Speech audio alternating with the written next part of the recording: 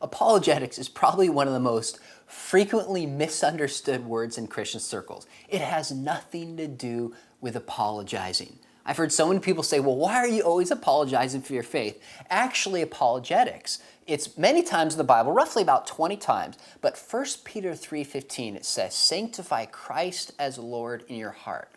Always be prepared to give an answer or a reason for the hope within. Do it with gentleness and respect. Now, the word reason or an answer in the original language the Bible is written in is apologia, which means offering a defense. It's actually a legal term for giving reasons for what we believe.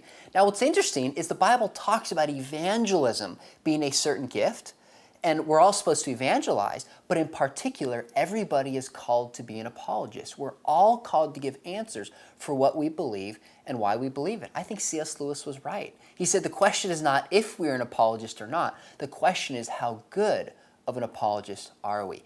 And this is why my father and I in the Unshakable Truth focused on three things.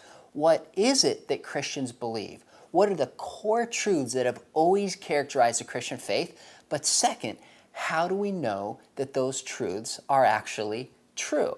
And then third, who cares? In other words, how does it specifically apply to my life and my relationships? And some people might criticize apologetics today, but if you go back to even the beginning of the church, it has always been a staple of effective Christian ministry. I think Jesus was the first apologist.